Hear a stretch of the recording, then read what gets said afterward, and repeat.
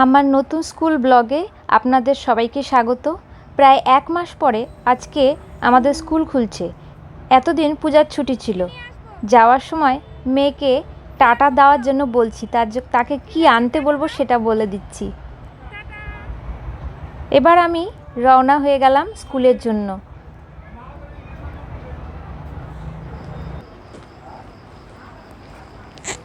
বাইরে খুব রোদ।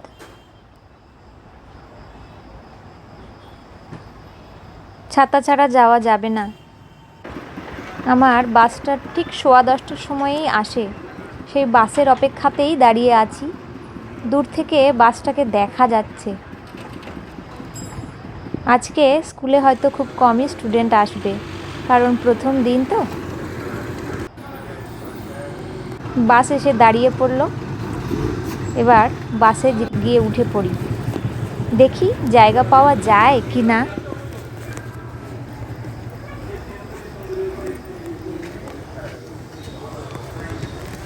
আমরা দুজন যাব, হাজব্যান্ড ওয়াইফ, তাই দুটো সিটের দরকার। প্রথম সিটে তো বসা যাবে না, কন্ডাক্টরের সিট। পিছনের দিকে একটা সিট দেখা যাচ্ছে।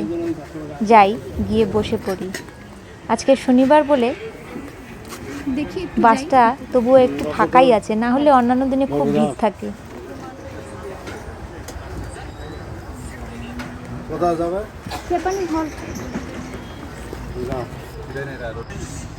এই বাসটা ধরতে না পারলে আমার অনেক দেরি হয়ে যায় স্কুল পৌঁছাতে।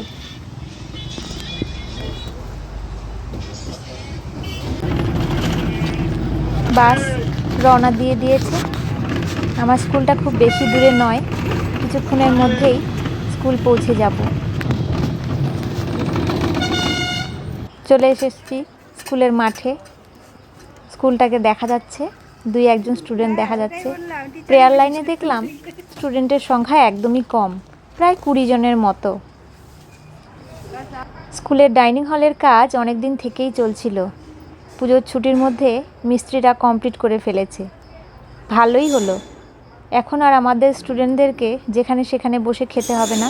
তারা মিড ডে মিল খাওয়ার জন্য একটা ফিক্সড জায়গা পেয়েছে।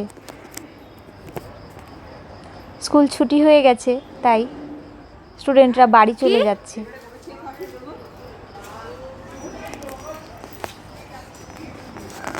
বাড়ি যাওয়ার আগে ওরা একটু গল্প করে নিচ্ছে।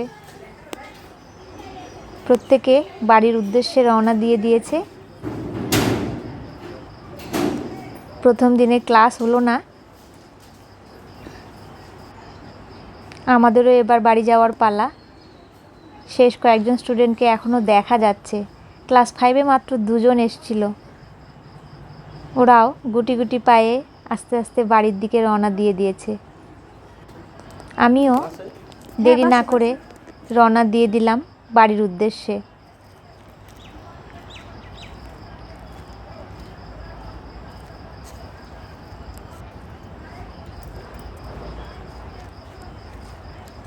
ছাতাটা বের করে ফেলি।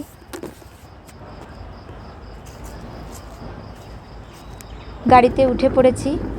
স্কুল থেকে বাড়ি যাওয়ার পথে একটা হিমঘর রয়েছে।